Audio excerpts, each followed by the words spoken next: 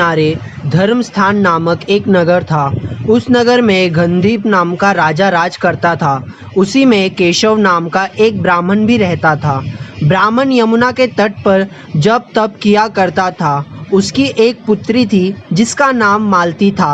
वो बड़ी रूपवती थी। जब वो ब्याह के योग हुई तो उसके माता पिता और भाई को चिंता हुई। संयोग से एक दिन जब ब्राह्मण अपने किसी यजमान की बारात में गया था और भाई पढ़ने गया था, तभी उनके घर में एक ब्राह्मण का लड़का आया। लड़की की माँ ने उसके रूप और गुणों को देखकर उससे कहा कि मैं तुमसे अपनी लड़की का ब्याह करूंगी। होनार की बात की उधर ब्राह्मण पिता को भी एक दूसरा लड़का मिल गया और उसने उस लड़के को भी यही वचन दे दिया। उधर ब्राह्मण का लड़का जहाँ पढ़ने गया था वहाँ एक लड़के से यही वादा कर आया। कुछ समय बाद बाप बेटे घर में इकट्ठा हुए तो देखते क्या है कि वहाँ एक तीसरा लड़का और मौजूद है। दो उनके साथ आए थे।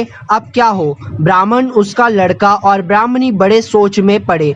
देव योग से यह हुआ कि लड़की को सांप ने काट लिया और वो मर गई। उसके बाप भाई और तीनों लड़कों ने बड़ी भाग दौड़ की। जहर झाड़ने वाले को बुलाया पर कोई नतीजा ना निकला। सब अपनी अपनी करके चले गए। दुखी होकर वे उस लड़की को शमशान में ले गए और क्रियाक्रम कर आए। तीनों लड़कों में से एक ने तो उसकी हड्डियां चुन ली और फकीर बनकर जंगल में चला गया। दूसरे ने राख गठरी बांधी और वहीं झोपड़ी डालकर रहने लगा। तीसरा योगी होकर देश देश घूमने लगा। एक दिन की बात है, वह तीसरा लड़का घूमते घूमते किसी नगर में पहुंचा और एक ब्राह्मणी के घर भोजन करने बैठा। जैसे ही उस घर की ब्राह्मणी भोजन परोसने आई कि उसके छोटे लड़के ने उसका आंचल पकड़ लिया। ब्राह्मणी से अपना आंचल छुड़ाता नहीं था। ब्राह्मणी को बड़ा गुस्सा आया। उसने अपने लड़के को चिढ़ाकर मार पीटा, फिर भी वो ना माना तो ब्राह्मणी ने उसे उठाकर जलते चूल्हे में पटक दिया। लड़का जलकर राख हो गया। ब्राह्मण बिना भोजन किए ही उठ खड़ा हुआ। घर वालों ने बहुतेरे कहा पर वो भोजन करने के लिए राजी ना हुआ। उसने कहा, जिस घर में ऐसी राक्षसी हो उसमें मैं भोजन नहीं कर सकता।